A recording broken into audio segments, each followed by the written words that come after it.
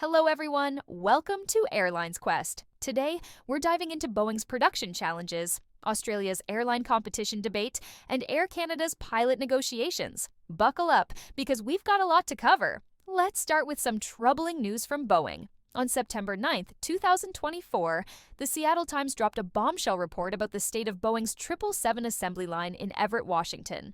According to anonymous sources within the company, the production line is in a state of disarray. Some airframes are being rushed through production and finished later, potentially leading to defects. Meanwhile, other parts of the assembly process, like putting together fuselage panels, are taking longer than planned due to inexperienced labor. You've got to remember, though, this isn't happening in a vacuum. Boeing is facing significant pressure from trade unions. Just a day before this report, on September 8th, the company announced a tentative agreement with union representatives to prevent 33,000 machinists from going on strike. The deal, which still needs to be ratified, includes average wage increases of 33% for some categories. But here's the kicker, it's still short of the 40% that unions initially requested. Will the workers approve it? That remains to be seen. These revelations pose yet another challenge for Boeing's new CEO, Kelly Ortberg. Remember, this comes following years of turbulence for the aerospace giant. How will Ortberg navigate these stormy skies?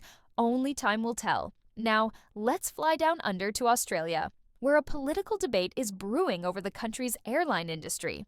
On September 9th, 2024, Senator Bridget McKenzie, the coalition's shadow transport minister, stirred the pot with an op-ed in the Australian Financial Review. She suggested introducing powers to break up Qantas and Jetstar to deal with the airline duopoly. But hold your horses. Later that day, Nationals leader David Littleproud told Sky News that this wasn't coalition policy yet. He framed McKenzie's comments as a calm, methodical way of working through competition policy for airlines. Transport Minister Catherine King wasn't having it, though. She criticized the op-ed, calling it another thought bubble from Senator McKenzie. So, what's really going on here? Well, it's worth noting that Australia's aviation industry has seen some turbulence recently. They've lost low-cost carrier Bonza, and the future of Rex Airlines remains up in the air. Could these suggested changes help bring more competition and lower fares? Or is it, as Minister King suggests, just hot air? Lastly, let's head north to Canada, where Air Canada is facing some serious headwinds in its negotiations with pilots. The airline's offer of a 30% wage increase has been rejected by its pilots, represented by the Airline Pilots Association, ALPA. According to ALPA, Air Canada pilots haven't had a new collective agreement in 10 years.